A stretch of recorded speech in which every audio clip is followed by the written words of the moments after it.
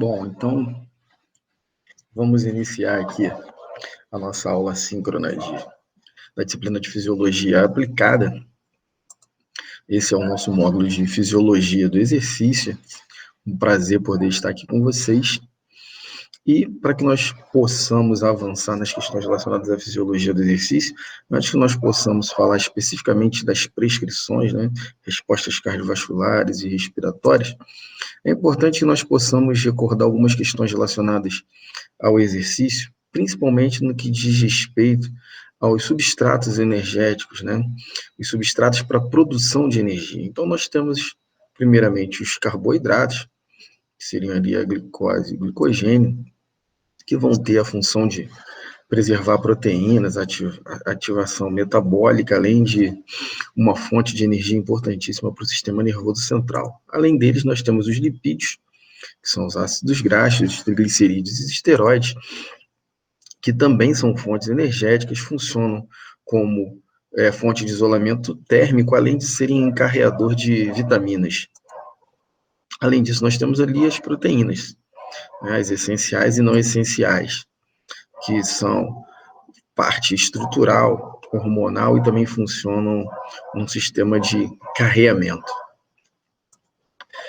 Dentro desse processo, nós temos as fontes energéticas que são genuinamente utilizadas durante o exercício, né? Dentro dos carboidratos, a glicose e o glicogênio, tanto o glicogênio muscular quanto o hepático, são extremamente utilizados, e nós vamos ter sempre um processo de glicogenólise e o processo de gliconeogênese. Além disso, nós temos a gordura, através do AGL e dos triglicerídeos, fazendo a lipólise e a esterificação, e as proteínas, né? Os aminoácidos de cadeia ramificada, a lamina, fazendo aqui o processo da nossa gliconeogênese, e o lactato sendo metabolizado aqui pelo ciclo de Cori. E nós podemos classificar essas fontes energéticas também com relação a não só a forma, mas a intensidade dos exercícios e que tipo de substrato utilizaremos. Então, nós temos, na forma anaeróbica, o lactato e o sistema alático, que seria sistema lático ou alático. No sistema alático, o que nós temos é a degradação da creatinina fosfato, é um sistema onde você não tem a produção do lactato, né? Por isso ele leva o nome de sistema anaeróbico alático. Nós temos ainda anaerobicamente o sistema lático, que ele é um produto da degradação da glicose ou do glicogênio, ok? Lembrando que essas duas vias nós ainda não temos a necessidade da presença do oxigênio para que elas sejam ativadas. E nós temos o sistema aeróbico. A via aeróbica, ela é uma via oxidativa, né? Então, para que eu tenha esse processo oxidativo, é necessário que eu tenha um processo de respiração celular eficiente. Todo esse processo de geração energética, produção de energia, ele visa que você tenha a produção de ATP. Todo músculo, ele vai ter uma quantidade de ATP armazenada nele, para que ele possa desenvolver principalmente as atividades de altíssima intensidade, curtíssima duração, né? Todo movimento que você precisa, seja de explosão ou não, ele necessita de um reservatório de energia para que esse movimento possa ser executado por uma via mais rápida e que já te disponibilize automaticamente o ATP. Quando nós falamos da intensidade desses exercícios e da duração desses exercícios, né, a via ATP-CP, que seria a via anaeróbica alática, é justamente essa que eu acabei de mencionar, o sistema ATP-CP, onde ele está diretamente envolvido em atividades de muita potência. São atividades que nós poderíamos classificar com relação à intensidade como sendo atividades de altíssima intensidade e curtíssima duração, ok? Que você utiliza genuinamente o ATP armazenado naquela região, naqueles grupamentos musculares. Já estão disponibilizados ali. Quando nós falamos do sistema anaeróbico lático, eu estou falando aqui de um processo glicolítico, onde eu envolvo atividades de alta intensidade e curta duração. E o sistema oxidativo, o sistema aeróbico, são exercícios de longa duração, onde você precisa realmente que o sistema composto pela respiração celular seja um sistema extremamente íntegro e possa fazer de forma bastante efetiva esse processo para que nós possamos ter, então, uma maior reação e, com isso, uma geração maior de ATPs, disponibilizando em torno de 36, 38 ATPs, dependendo da literatura que vocês forem ler. Aqui disponível direto no músculo, você tem em torno de 6 a 7 ATPs, é uma diferença muito grande, né? Mas as atividades também são extremamente diferentes. O que fica importante de se dizer nesse momento é que nenhuma atividade que você vai realizar ela envolve exclusivamente um sistema. Você pode estar trabalhando prioritariamente um sistema, mas você passeia por toda essa construção, né? Então, quando você pensa em colocar um indivíduo, um paciente, para fazer uma atividade aeróbica, não tem como você colocar um indivíduo para fazer uma atividade aeróbica sem que você passe pelo sistema ATP-CP, sem que você passe pela via glicolítica, até que você atinja, então, a via oxidativa, utilizando, então, o sistema aeróbico. Tudo bem? Aqui eu deixo um exemplo para vocês possam perceber no que diz respeito da nossa disponibilidade, né, de glicose e também de triglicerídeos, para cada intensidade do exercício, né, aqui representada pelo VO2 máximo, pelo consumo máximo de oxigênio, a representação percentual do que está sendo utilizado para aquela dada intensidade do exercício. Então, reparem que quando eu chego a 85% de intensidade no meu VO2 máximo, olha o tanto que eu estou utilizando de glicogênio muscular quando comparado a 25%, quando comparado a 65%. Então, sempre é importante recordar que quando a gente pensa nos carboidratos, eu vou ter aqui, então, a produção da minha glicose, e depois o processo da glicose 6-fosfato, e aqui a minha glicose, se transformando depois em ácido pirúvico e indo para o ciclo de Krebs, e aí aqui sim, eu entrando no processo de cadeia respiratória e tendo ali a produção de CO2, geração de ATP, e lembrando sempre que a glicose 1-fosfato, ela vai se transformar ali no glicogênio. Então, eu vou ter sempre a minha via de armazenamento e a minha via de quebra através da minha gliconeossíntese, através da minha glicogenólise. Tudo bem?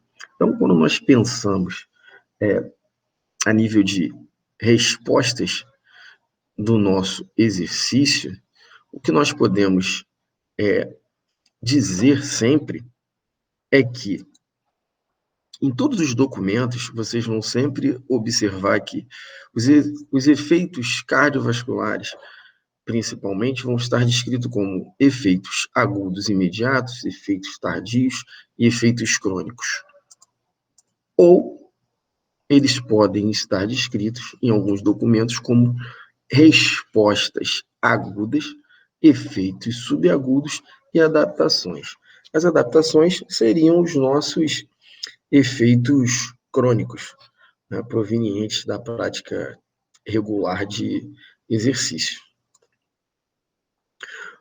Um processo importante que deve ser sempre levado em consideração é que o nosso trabalho cardíaco, ele vai estar sempre proporcional, diretamente proporcional à intensidade do exercício que está sendo realizado e ao consumo de oxigênio. Eles precisam ser proporcionais. Por que eles precisam ser proporcionais? Porque o sistema cardiovascular, ele é responsável por carrear, levar esse nutriente e essa oxigenação, né? E automaticamente ele também leva energia. Então aqui nós podemos ver, durante um tempo de exercício, o consumo de oxigênio nesse período de tempo. Então, à medida que a intensidade do exercício vai aumentando ao longo do tempo, é importante que eu aumente esse consumo de oxigênio. Se eu aumento o consumo de oxigênio, automaticamente eu também tenho um aumento do trabalho cardíaco. Aqui eu estou entrando já numa fase de atividade de natureza aeróbica. Posteriormente ao término dessa atividade, existe a necessidade de que meu organismo ele tenha um processo de recuperação, só que quando você encerra a atividade, o seu organismo ele leva um tempo até pagar essa dívida metabólica que ele assumiu durante o exercício, que é o que nós chamamos de consumo pós-exercício, consumo de oxigênio pós-exercício, também conhecido como EPOC, ou efeito EPOC. Quando nós falamos sobre o exercício, e a intensidade do exercício ela é sempre proporcional à resposta cardiovascular e automaticamente ao consumo de oxigênio que o indivíduo precisa ter, o que nós encontramos? Se você atinge um nível de intensidade, você não aumenta a intensidade daquela atividade, nós dizemos que você encontrou um estado de equilíbrio, steady state. Esse steady state ele pode ser para o VO2, para a frequência cardíaca, para a pressão arterial. Não havendo aumento da intensidade do exercício, as respostas tendem a encontrar uma condição de equilíbrio. Então, aqui, aquilo que eu havia mencionado anteriormente, o aumento da frequência cardíaca proporcional ao aumento do consumo de oxigênio. O trabalho cardíaco ele sempre vai estar concomitante ao aumento do consumo de oxigênio. Aumentou o consumo, aumenta o trabalho cardíaco. Okay. As respostas cardiovasculares durante o exercício físico, elas continuam sendo mediadas por uma questão de regulação simpática e parasimpática, ok? Isso não vai mudar de uma situação de repouso, pode funcionar dentro de uma outra configuração, aonde durante o exercício eu não vou ter apenas a atuação de uma ativação simpática e parasimpática pelas vias já conhecidas em situação de repouso. Eu começo a ter, durante o exercício, alguns outros reflexos, como os chamados reflexos musculares ou reflexo pressor do exercício. A contração muscular, ela também faz com que eu tenha, a nível aferente, uma percepção de quanto está sendo o meu gasto energético e o quão importante precisa ser a minha resposta cardiovascular no aumento tanto de força de contração, assim como aumento de frequência cardíaca. Então, além de vários receptores, quimiorreceptores, eu também vou ter a importante ação dos meus receptores musculares e que vão conseguir posteriormente promover o metaborreflexo. E o metaborreflexo, que hoje em dia ele é cada vez mais discutido sobre o que acontece também na musculatura respiratória e não só na periférica. Hoje se fala muito do metaborreflexo muscular. Então, o que seria esse metaborreflexo? Seria você ter reflexo, né, através do acúmulo de metabólitos na musculatura que podem influenciar diretamente na resposta cardiovascular. desses metabólitos, tanto na musculatura respiratória como na musculatura periférica. Todo nosso, toda nossa resposta cardiovascular, a nível aferente, a nível eferente, ela tem uma relação muito importante com uma área anatômica bastante interessante, que é a chamada de núcleo do tracto solitário. Então, o núcleo do tracto solitário, ele é um núcleo neural que fica situado na face do dorso do bulbo raquidiano, logo abaixo da superfície do quarto ventrículo, e ela tem essa função de ser o centro regulador das respostas cardiovasculares, principalmente de pressão arterial. Okay? Então, alguns estudos do início da década de 70 demonstram que a lesão química do núcleo do tracto solitário em modelos animais fazem com que você tenha as respostas cardiovasculares sendo completamente desproporcional quando você compara com animais do grupo controle que não tiveram a lesão química do núcleo do tracto solitário. Então, essas respostas cardiovasculares, elas são de fundamental importância. O controle neural durante o exercício, ele traz algumas questões importantes, porque a resposta cardiovascular aguda, ela não está proporcionalmente acionada só quando você começa a praticar o exercício. Existe um fenômeno que nós chamamos de antecipação, que é você observar a elevação da frequência cardíaca no momento em que você avisa o indivíduo ou que ele se prepara para começar a praticar o exercício, né? Isso é o que nós chamamos de comando central. E aí, durante o exercício, ele vai tendo o aumento das suas variáveis cardiovasculares de forma proporcional à intensidade do exercício, e depois, o período de recuperação, essas variáveis tendem a ir voltando aos valores basais. O retorno ao valor basal também vai ser proporcional à intensidade do exercício que esse indivíduo realizou. Então, alguns comandos que fazem com que eu tenha respostas cardiovasculares durante o meu exercício, eles partem do comando central, já iniciando com aquela resposta antecipatória, quando o indivíduo tem a informação de que irá começar o exercício, ok? E, além disso, eu também tenho o que nós chamamos de reflexo muscular ou ergorreflexo. Tudo isso vai levar a um aumento de pressão arterial, frequência cardíaca, automaticamente de variáveis cardiovasculares importantes, como a pós-carga. Existe uma condição de barorreflexo que, durante algum tempo, os fisiologistas se questionavam o que acontecia com o barorreflexo durante o exercício, uma vez que você tolerava pressões tão elevadas, né? Um dos trabalhos interessantes do Peter Raven, ele comprova para nós que o barorreflexo, na realidade, ele não deixa de funcionar. O que passou a se conhecer, então, é que o barorreflexo, ele tem o que nós conhecemos hoje como ponto operacional, está destacado aqui, e esse ponto operacional em repouso, ele funciona em um linear.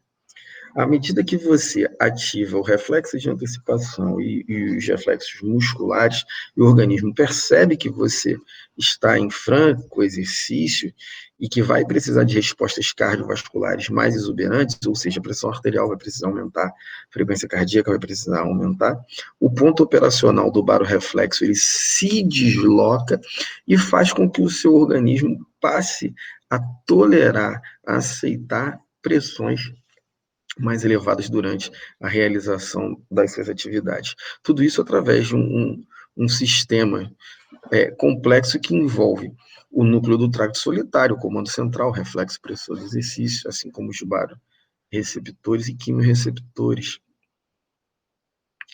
Então, aqui nós podemos observar o que vai acontecendo. né, com ponto operacional do nosso baroreflexo, quando você observa uma situação de repouso, baixa intensidade, moderada intensidade e alta intensidade. Então, o ponto operacional, ele vai se modificando, ele vai mudando de local e tolerando com isso respostas cardiovasculares mais exacerbadas. Alguns estudos também comprovam que o fluxo cerebral durante exercícios, principalmente de alta intensidade, ele também se modifica. Existe uma condição bastante interessante que, quando você aumenta a frequência cardíaca e você aumenta a frequência cardíaca, você aumenta o volume sistólico, automaticamente você aumenta o débito cardíaco, né? Então, seu débito cardíaco, que giraria em torno de 5 a 6 litros ao repouso, no exercício, ele vai aumentar muito. Porém, o fluxo sanguíneo, ele vai ser redirecionado para as áreas que estão mais ativas durante o exercício, né?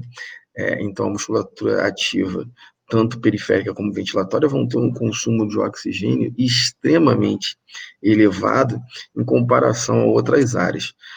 Aquele estudo que eu mostrei anteriormente, ele demonstra que você tem uma redução do fluxo sanguíneo cerebral, apesar de não ser muito, ela existe, principalmente em exercícios de altíssima intensidade, e é uma evidência que na época causou bastante espanto, porque muitas pessoas acreditavam que não havia essa mudança, né, no fluxo cerebral. E aí nós podemos falar um pouco sobre a prescrição do treinamento aeróbico, porque quando você prescreve um treinamento para um indivíduo, você precisa pensar em algumas coisas, principalmente alguns princípios fisiológicos, como que tipo de sistema especificamente eu vou estar ativando, qual a sobrecarga eu vou impor a esse sistema. Eu preciso ter essa prescrição realizada da forma individualizada, né, até para preservar a segurança do indivíduo, e entender que à medida que o indivíduo pare de realizar essa atividade, ele vai perder todo aquele condicionamento que ele veio a ganhar com a prática regular desse exercício, e esse princípio recebe o nome de reversibilidade. Então, existem alguns trabalhos na literatura que afirmam de forma bastante contundente que a prática regular de exercício, uma das vantagens que ela é capaz de promover seria o processo de melhora da perfusão coronariana, né? Esse estudo aqui, um estudo de 4 semanas de realização de exercício aeróbico, que observou no grupo exercício e no grupo controle uma alteração no que diz respeito à luz do vaso, então melhorando aqui a luz do vaso e com isso melhorando a perfusão, e no grupo controle você acabou não tendo essa melhoria. A mesma coisa quando foi observada o fluxo coronariano, o grupo que praticou o exercício teve realmente uma melhora em relação ao grupo que não praticou exercício. Um outro trabalho mostrando algo que nós também conseguimos obter através da prática regular do exercício, que seria a geração da circulação colateral, né? A circulação colateral sendo estimulada pela prática regular de exercício. Esse trabalho, um grupo de indivíduos que realizou também treinamento aeróbico com 8 semanas, né, que o grupo que praticou exercício, o grupo controle, quando você observa a produção da circulação colateral, aqui de forma mais clara, podendo ser evidenciada com a infusão de doses baixas de dobutamina. Então, realmente, a perfusão miocárdica sendo melhorada, otimizada em função da prática regular de exercício. E aí vocês poderiam me perguntar como isso acontece. Existem vários mecanismos que são descritos na literatura sobre a produção da circulação colateral, né, o estímulo da produção da circulação colateral, porém, são mecanismos ainda hipotéticos, você tem várias hipóteses e algumas poucas conclusões ainda, são pesquisas ainda em andamento, a fisiologia do exercício tenta responder esse questionamento há alguns anos. A gente já conhece os benefícios, mas muitas causas envolvidas nesse benefício. Né? E a gente poderia perguntar, como você vai definir a intensidade de um treinamento aeróbico para um indivíduo, né? Principalmente levando em consideração o sistema cardiovascular. Né? Eu tenho várias formas de prescrever a intensidade do exercício. Eu tenho a avaliação através de variáveis convencionais, que seria através do teste ergométrico, né? Apenas a utilização da esteira com avaliação de variáveis de frequência cardíaca, pressão arterial, eletrocardiograma, sensação subjetiva de esforço, as variáveis clínicas, onde eu tenho diversas indicações, né? Que seriam desde doença arterial coronariana até indivíduos assintomáticos ou atletas, deveriam realizar um teste ergométrico, um teste de esforço, para que você pudesse prescrever com mais segurança. E eu também preciso respeitar as contraindicações desses testes. Né? É fundamental que as contraindicações sejam respeitadas para que você não coloque o indivíduo em risco durante a realização desses testes. Né? Lembrando que às vezes muitas pessoas falam, o teste ergométrico, teste de esteira. A esteira é um ergômetro. Você pode usar qualquer ergômetro para realização de um teste de esforço. Então, lembrando que o teste ele pode ter uma função diagnóstica ou uma função prognóstica, e ele também pode ser utilizado como uma ferramenta que você pode definir se ele vai ser realizado em intensidade máxima ou submáxima. Vale ressaltar que os testes máximos eles devem ser realizados sempre por médico ou na presença de, ok? Os fisioterapeutas, por uma atribuição legal, nós estamos aptos a realizar testes de natureza submáxima em qualquer situação, mas teste máximo é importante que você tenha a presença do médico. O teste ele realizado em esteira, ele tem vários protocolos.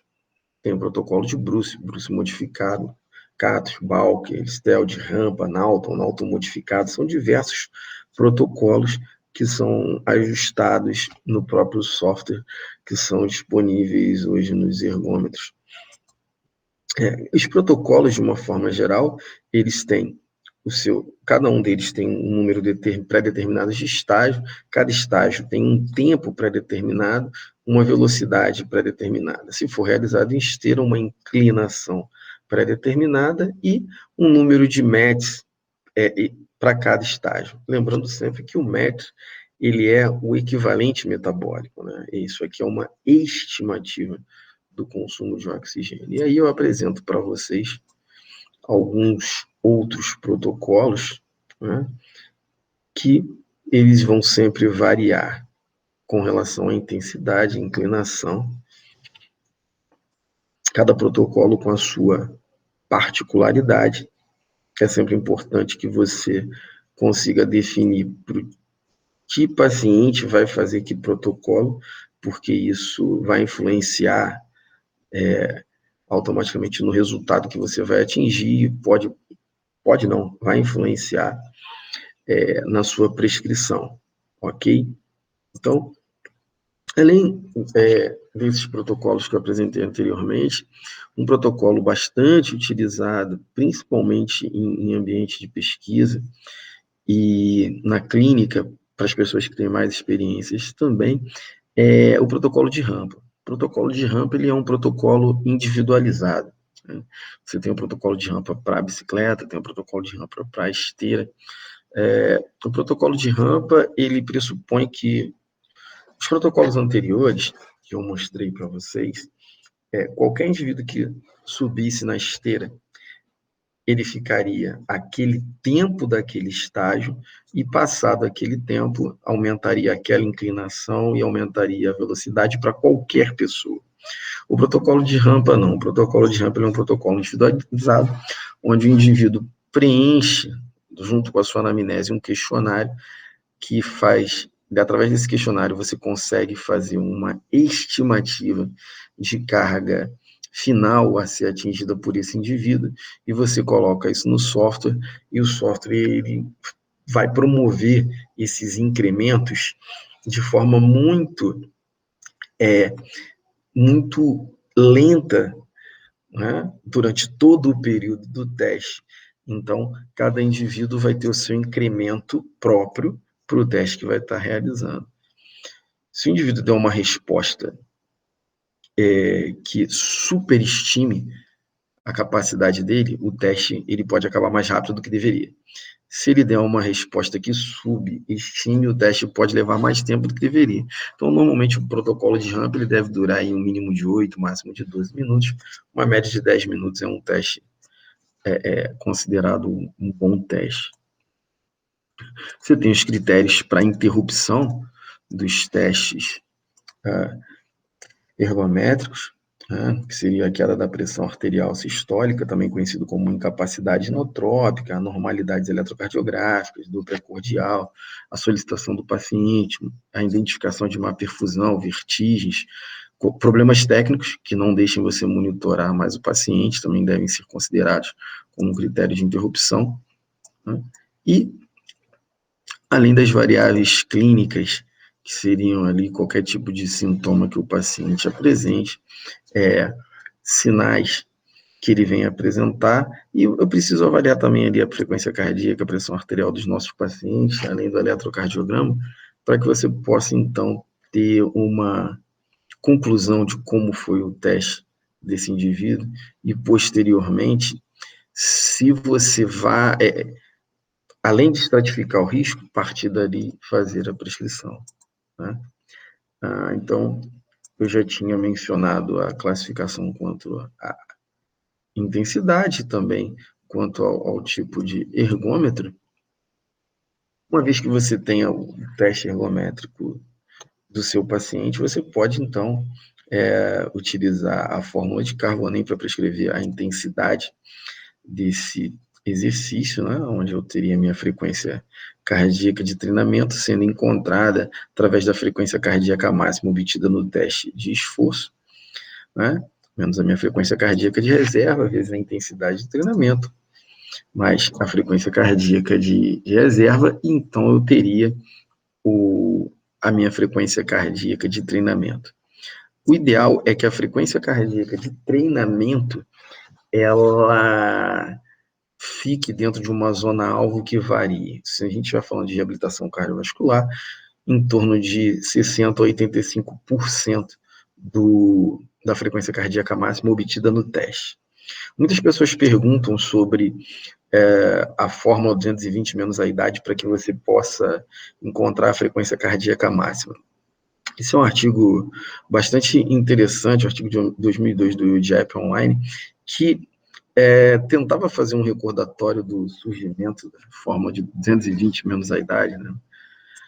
E você observa que essa fórmula ela está descrita nos livros textos clássicos, livros mais clássicos de fisiologia do exercício, né? Em alguns ela não tem citação,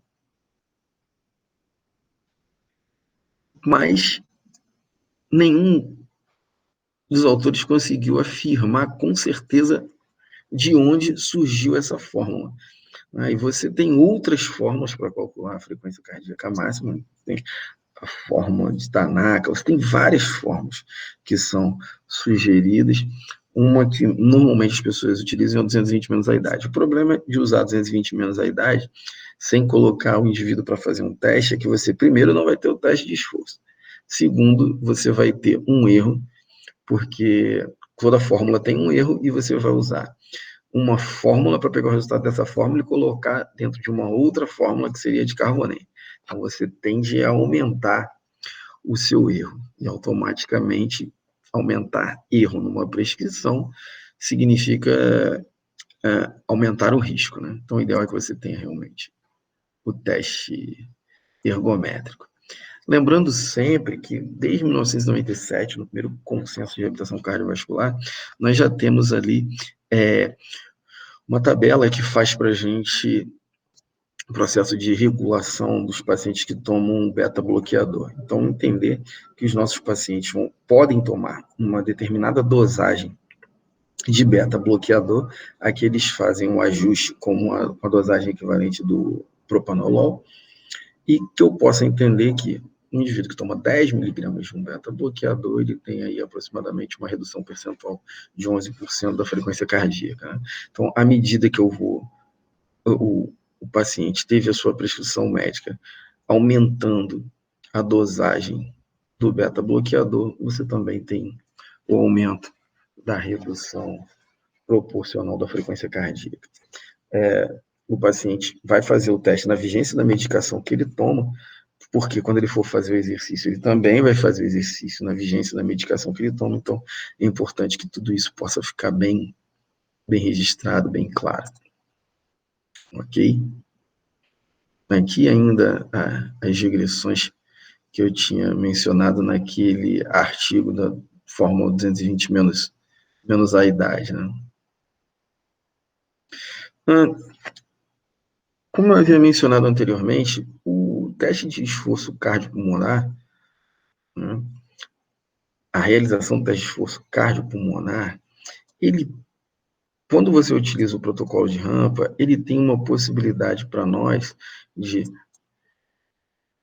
nos trazer uma melhor avaliação do real consumo de oxigênio e da real capacidade funcional desse indivíduo. Por quê?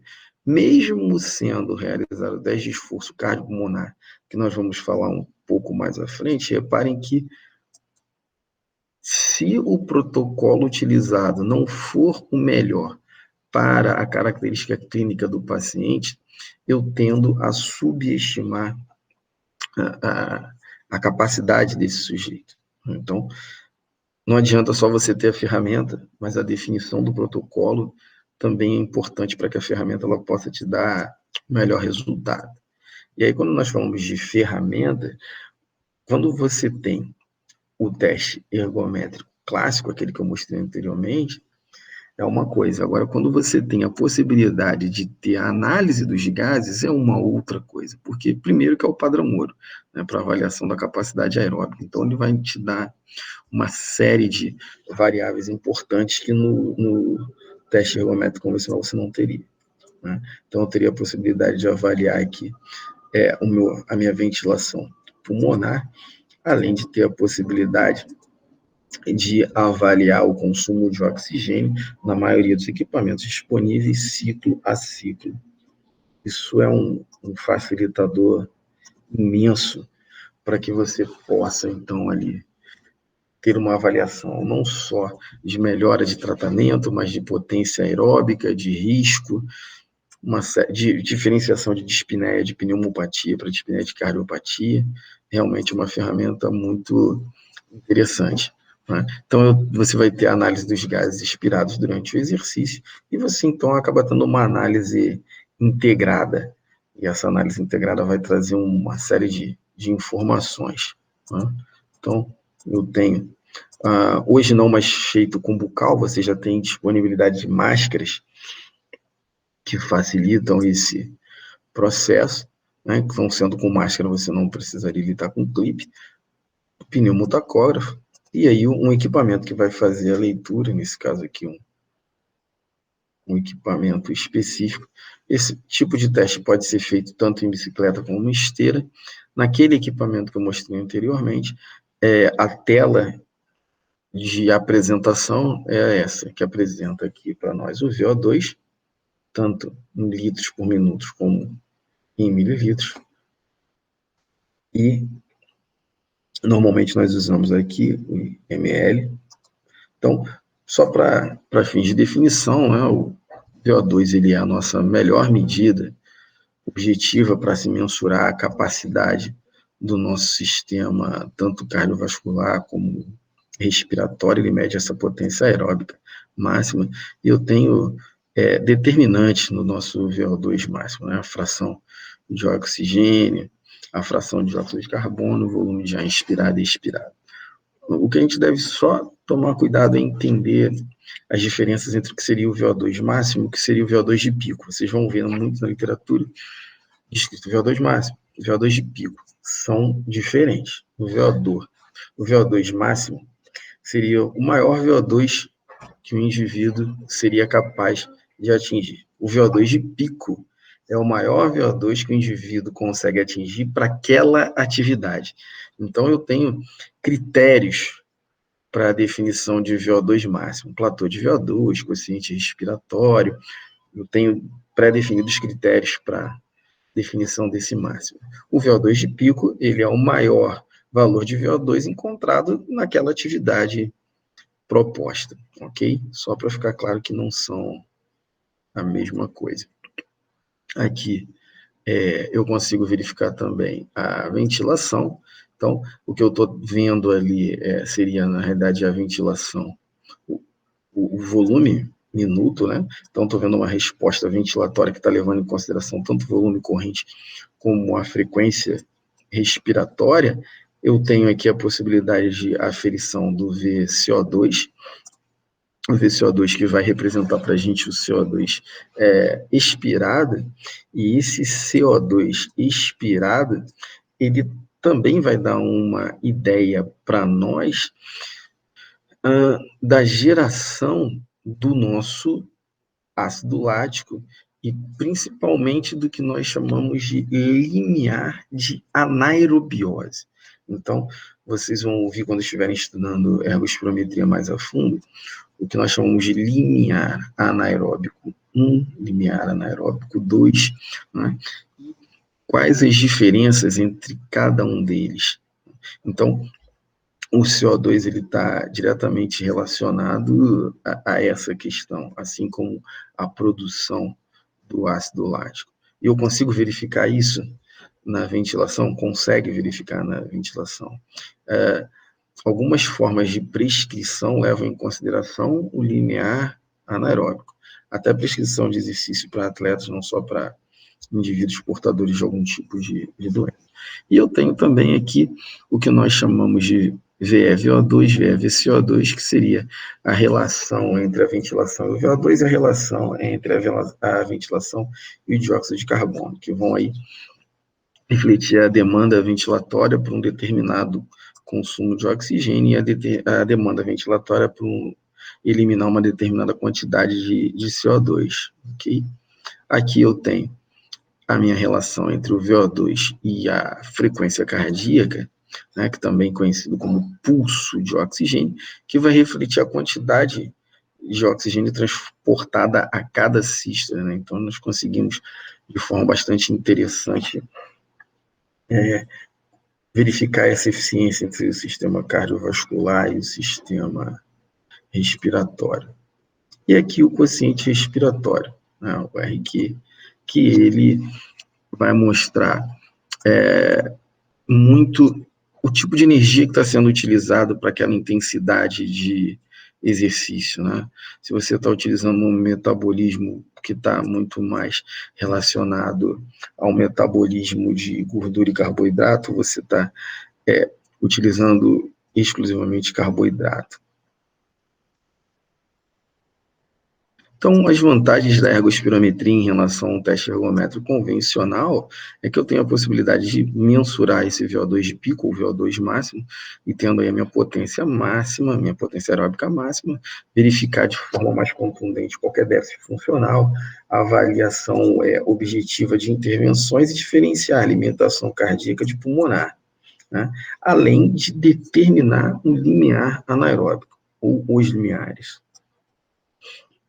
Então, reparem que muitos documentos de consenso, muitos guidelines, tanto de reabilitação cardiovascular como de reabilitação pulmonar, vão trazer a utilização de variáveis ventilatórias, né, através da ergospirometria, como sendo o padrão ouro para a prescrição do exercício aeróbico. Aqui o ponto de compensação respiratória, visto através do limiar anaeróbico, ok?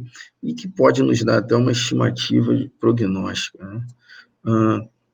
Esse é um trabalho clássico, né, do Gould, que mostra que pacientes com VO2 de pico menor do que 15 ml quilograma de VO2 por minuto, pacientes com insuficiência cardíaca, apresentavam 88% de mortalidade no período de 3,8 anos. É isso. E levando em consideração também um VE/VCO2 maior que 50. Então, esse tipo de trabalho aqui, ele é importante porque se fala muito de avaliação de pacientes cardiovasculares, pacientes pulmonares, pré- e pós-operatórios de transplantes, cirurgias, através do teste de caminhada de 6 minutos e outras ferramentas, né, testes de campo de natureza submáxima. A maioria desses testes, não todos, mas o de 6 minutos, o shuttle test, eles foram confrontados com o teste de esforço cardiopulmonar. Então, a distância percorrida já está mais do que evidenciado na literatura que apresenta relação direta com o consumo de oxigênio, ok? E aí eu teria várias formas de fazer essa prescrição, levando em consideração percentual ou do meu VO2 ou da minha frequência cardíaca, fazendo essa prescrição tanto de forma intervalada como de forma contínua.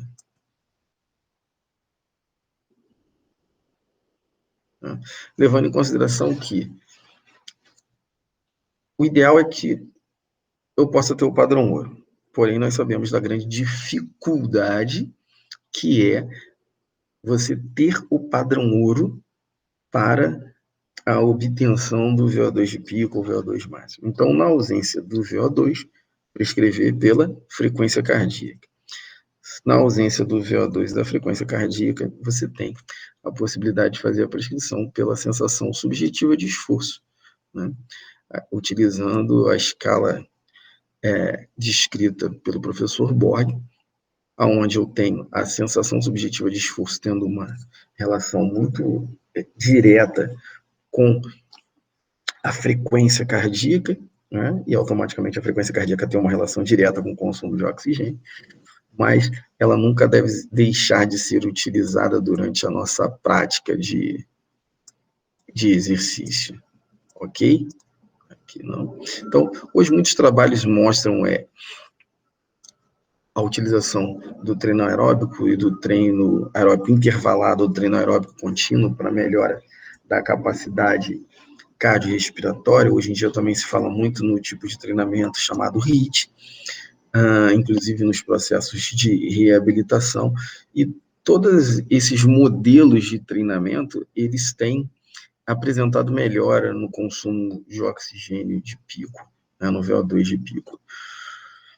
Então, hoje nós temos várias possibilidades de prescrição desse treinamento aeróbico para os nossos pacientes. Lembrando sempre que existem algumas possibilidades que são muito próprias da fisioterapia, quando você fala de uma vez avaliado o seu paciente e você quer colocar o seu paciente treinando por um período maior de tempo para que essas adaptações periféricas do sistema cardiorrespiratório sejam ainda maiores, existe a possibilidade de você associar o treinamento aeróbico à utilização de pressão positiva.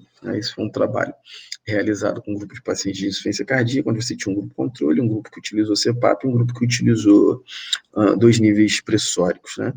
Então, mostrando que o processo do tempo de exercício ele tende a ser maior, né, quando comparado ao grupo controle. Então, eu consigo atenuar a dispneia, fazendo com que ele consiga ter um maior tempo de exercício, sem mexer em resposta cardiovascular. As respostas cardiovasculares agudas vão ser proporcionais àquela intensidade de exercício, e assim como a sensação subjetiva de esforço.